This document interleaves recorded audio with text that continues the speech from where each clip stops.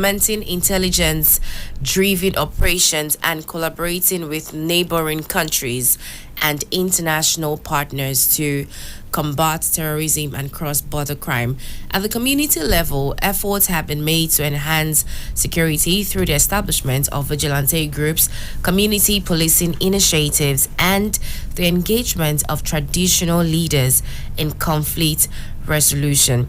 It's important for individuals to be alert and take personal security precautions, and this includes being aware of your surroundings, avoiding isolated or high risk areas, and securing your homes and belonging.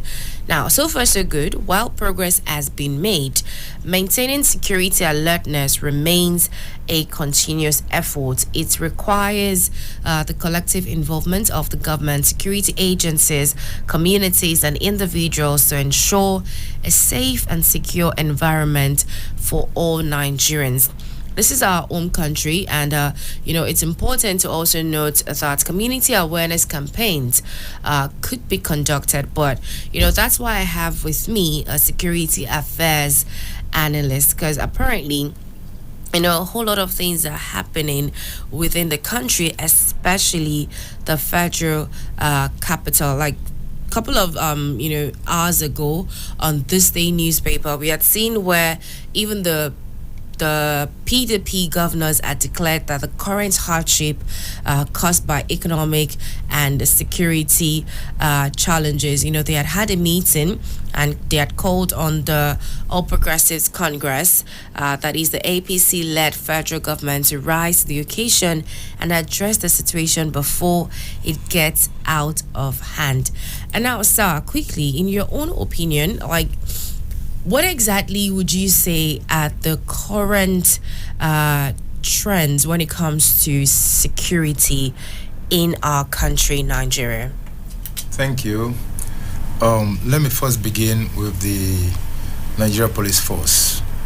The Nigeria Police Force, since inception, has been given the mandate to secure lives and property. And I think from day one, they've been doing that. If you look at it, these days you have quasi-security organizations apart from the Nigerian Army. If I say the Nigerian Army, it includes the Air Force, the Navy, and what you have it. But if you would take it from the word go, you look at it that the Nigerian Police Force should be given all that they require to secure this country, because their mandate is to go out to forestall, that's to prevent crime before it is hatched. And if you look at it, the police force is inadequately founded. If I should go back to memory lane, when late Tafa Balogun was the IG, in fact, he had almost every tools to work with. And when he left, Hindaro came, and subsequently Okiro. Mr. Okiro, I call him Mr. Policing. He will never sleep. From 8 p.m., he will go out with his men to go around the vicinity of Abuja and try to nip crime in the bud before they are hatched. If I should go further, when Okiro left, Onovo came, but circumstances did not allow him to continue from where Okiro left. Then another person came, that's Hafiz Ringim. Hafiz Ringim came, and then the Boko Haram took him off the office. Let's talk about putting CCTV all over the Federal Capital Territory. After the Boko Haram attack on the force headquarters, CCTVs were put here and there, but what happened? Miscreants went around and stole almost everything. If you are coming from into the town from the Nyanya Aziz, where you have the Abacha barracks, there's a flyover bridge where they put a CCTV camera. Even at the nose of the military, the CCTV cameras were stolen. So how do you secure your environment if you don't have CCTV cameras? then the whole township is in blackout. Abuja, for instance, shouldn't be in blackout.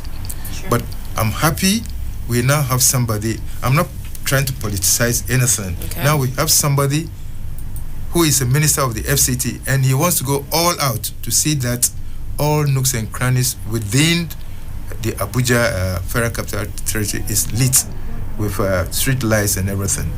If you go around, you can see the network of roads going on. In a state where you don't have good network of roads, then you have people riding bikes and all that. Most of these motorcyclists are criminals. Let me put it that way, because there are no records on them. You don't know where they come from. They flock the city and all that. If you go down to Lagos State flush out Okada riders because most of them were engaging in armed robberies and all that. Okay. And it isn't only the Okada riders. If you can save it and then remove the chap from the con. There are graduates who have gone into Okada riding because they didn't have jobs to do. Okay. Some are doing Uber and all that, just to put food on the table to their families and all that. All right. Thank you very much, Mr. Babaka Musa. Let's even move on to talking about the strategies or even the best practices, because we're talking about security alertness. We all know that CCTV cameras have been put into in different areas. In fact, traffic lights even have cameras that that would capture you when you beat the traffic. That can identify even plate numbers of for instance, maybe there's a car that's been stolen. Like recently, my friend's car got stolen, and it was a struggle for us to even get a CCTV coverage of the thief or the perpetrators actually.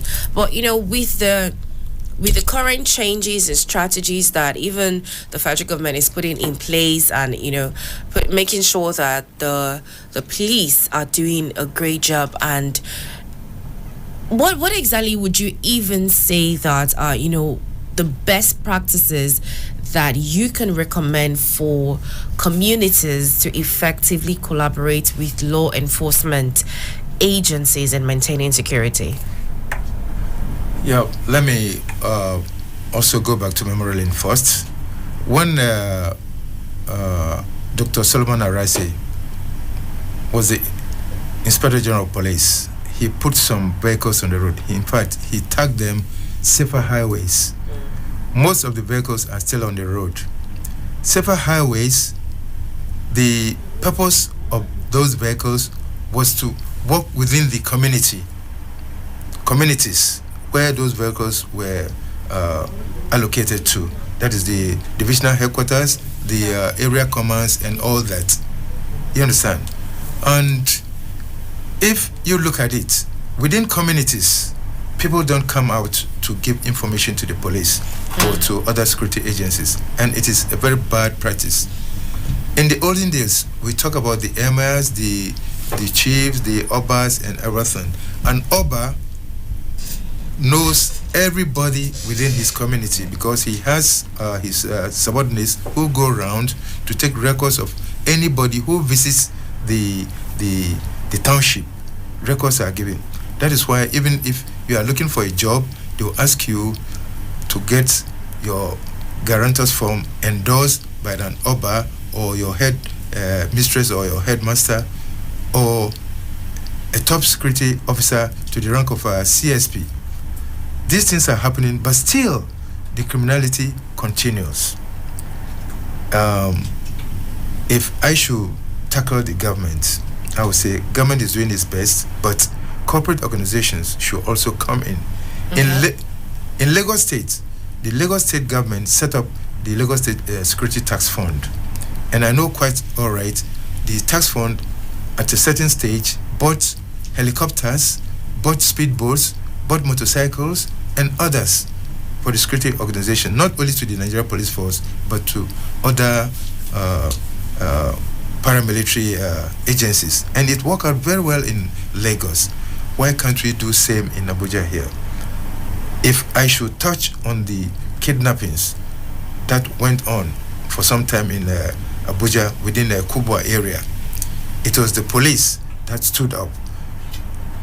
The immediate past CP, that is the Commissioner of Police, Federal Capital Territory, Garba Haruna, by the time he closes official duty, 5 p.m., he will gather his men, they will go on the onslaught to tackle some of these kidnappers, and it worked out within the Kubwa, the Zuba areas, and then the Zuma Rock areas.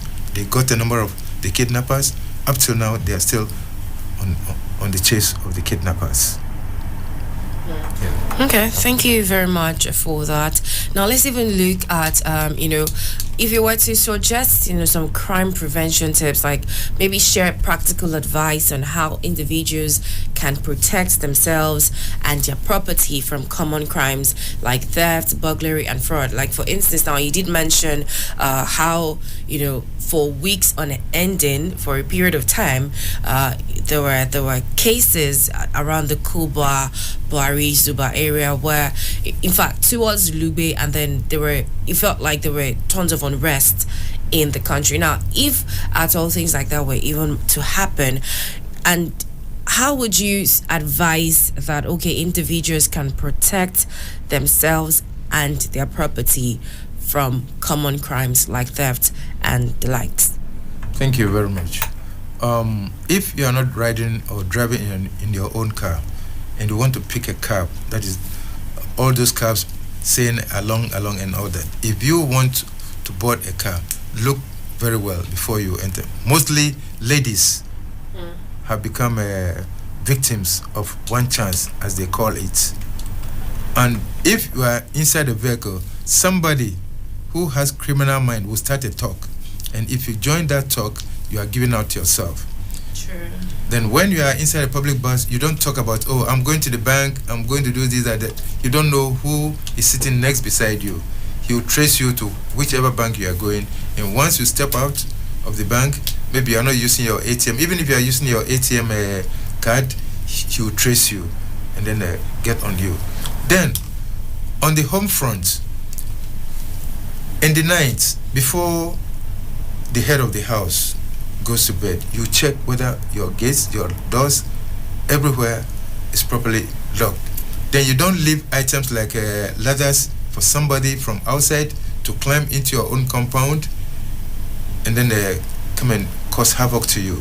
You don't also leave things like matches, cutlasses, and all that in front of your doors and all that. You ensure that your doors are firmly locked before you retire to bed. Okay, thank you very much, Mr. Abubakar Musa. Now, let's even look at safety measures. There are like safety measures to adopt during emergencies. For instance, like you just said that you need to be careful when you're in a cab. So let's even take for instance that a lady is in a cab and she has given information about herself. What are the measures to adopt during emergencies, maybe such as a fire outbreak or even a civil unrest, or even, being in motion, for instance? How would you advise people check on their own safety as well? Well, if there's a fire outbreak, we don't pray for that. That is why we have GSM handsets. It is better if you have the control room numbers of the Nigeria Police Force, you have the control room number of the Federal Road Safety Corps, you have the control room number of the Civil Defense Corps, you have also for the VIOs. And most importantly, the Nigeria Police Force. Sometimes the Nigeria Police Force displays all their control room numbers at divisional headquarters level, the area commands, the command, and then the zonal levels. I believe that people can get to know some of these things and then get across whenever there is any emergency. Then when there's a fire outbreak, and you are within the vicinity of the fire, let it be maybe a petrol tanker has veered off the road, it has fallen by on this side, and you don't need to go closer to that vicinity. You stay at a distance of, let's even say, more than 100 meters away. Then you have your GSM handset. You can call neighbors who can reach out to the security agencies who can come and then stop whatever is going on. All right, thank you very much for that, a bit of advice that you have given to us. Let me even probe further.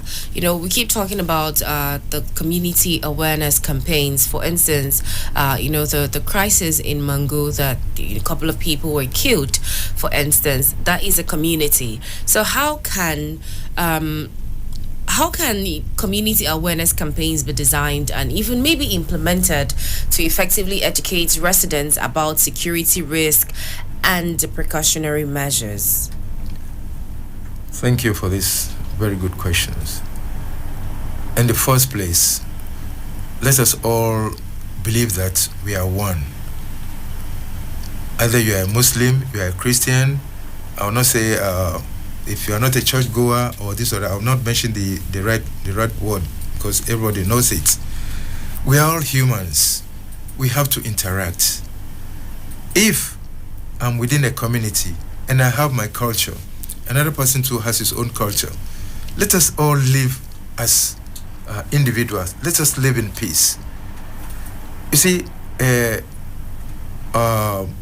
if you tempt somebody, you aggravate somebody who has a quick temper, very little thing he will now look for where he has put his machete or his kitchen knife, he will now attack. Or some may even must have put AGOs or petrol in their jerrycans within, then they want to cause arson within the area. But if communities recognize each other, that look, we are all living here as individuals. Our children grew up together.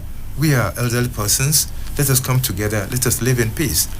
If you are within a community and you come together, if an external person comes, then you fight the person. It's just like within a family. If a brother is fighting a brother, a sister is fighting a sister, then when an attack comes from outside, how are you going to do it? It will not happen. The external aggressor will triumph over you.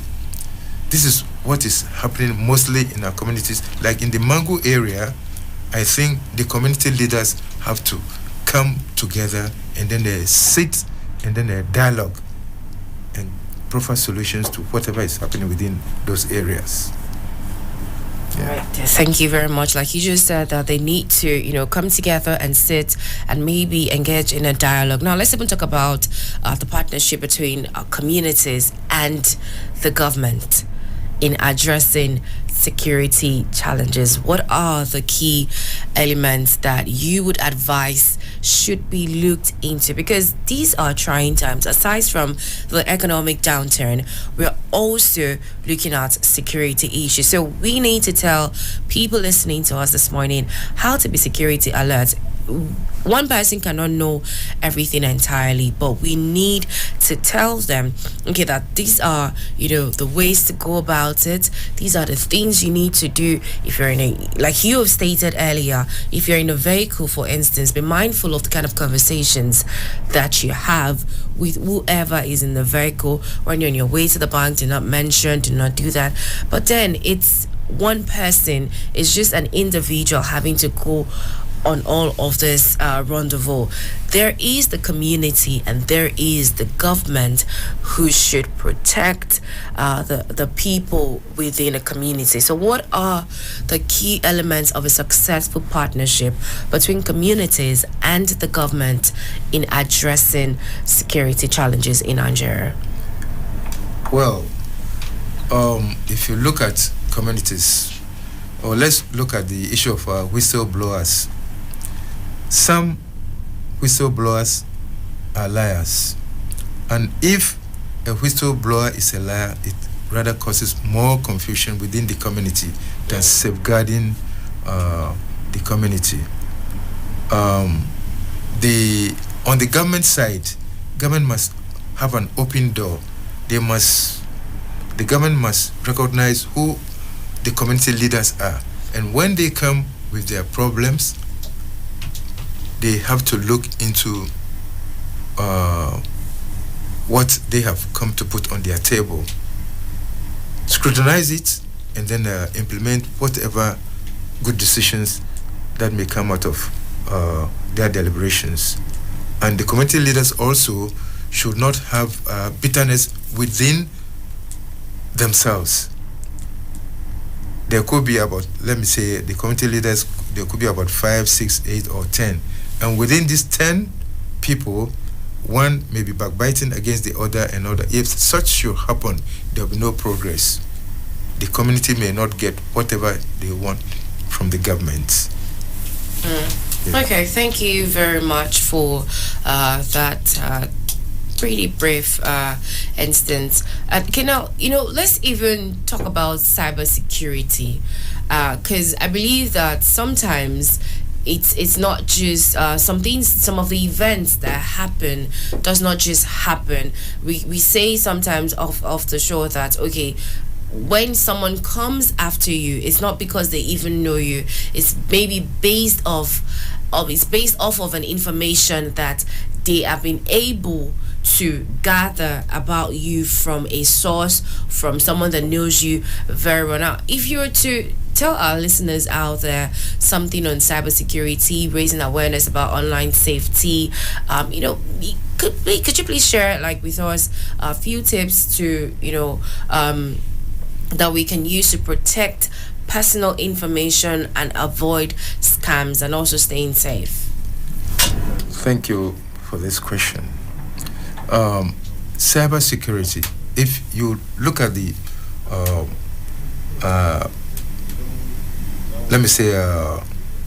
background meaning of cybercrime, it has to do with electronic devices whatsoever.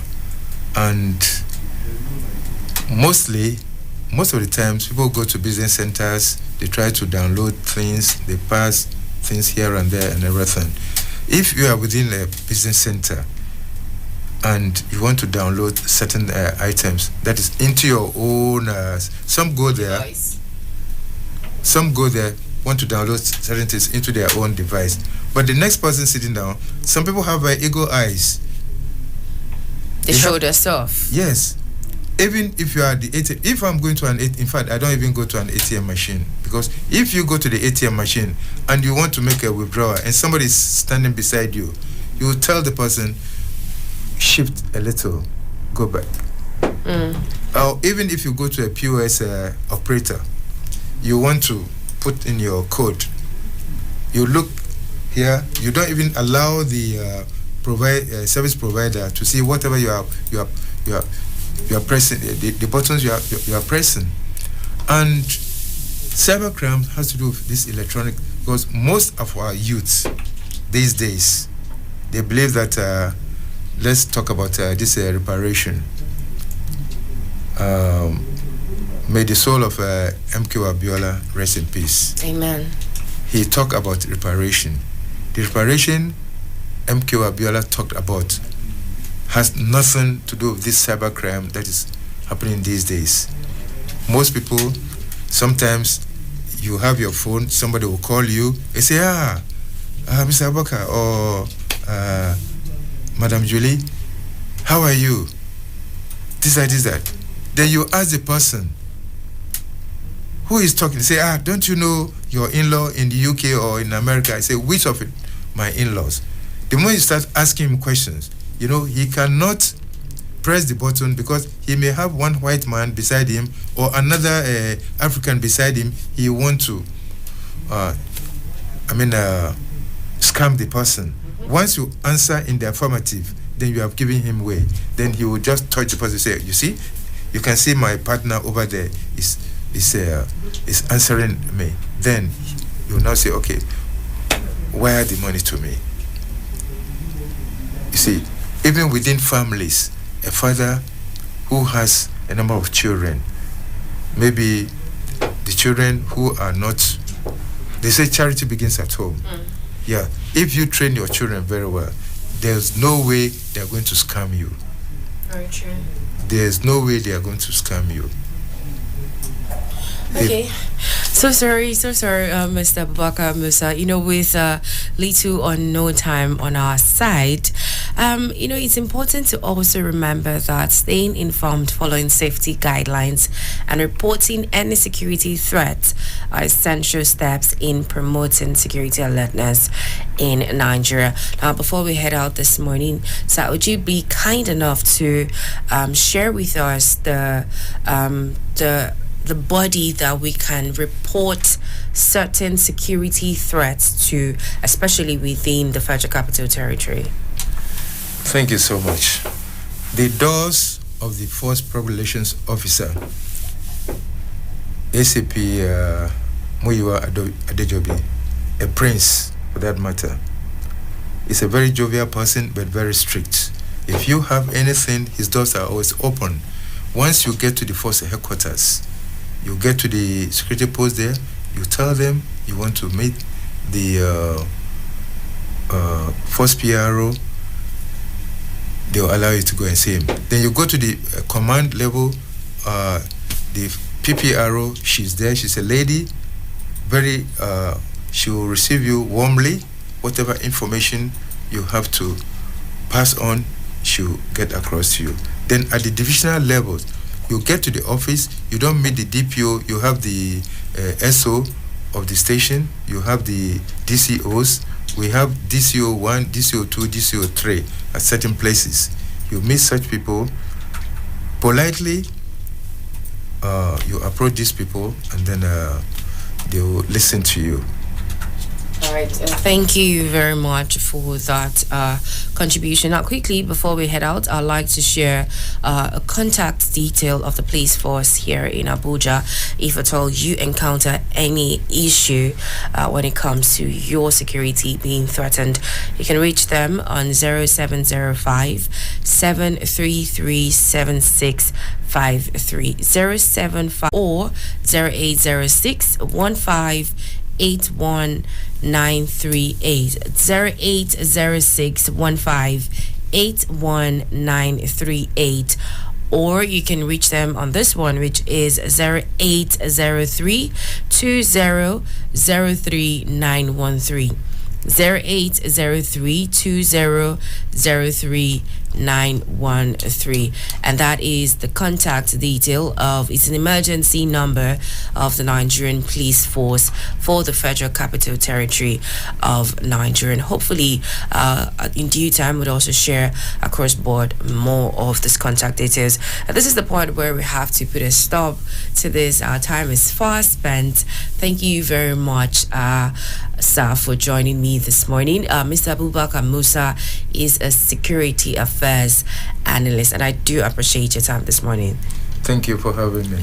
And I'm very sure the Super Citizen listeners also have learned a few things or two from our conversation this morning. Be very much security alert. A lot of things are happening in the country. It's important to stay safe and stay happy. More will come your way right here on Citizen 93.7 FM. Do have a wonderful, wonderful day.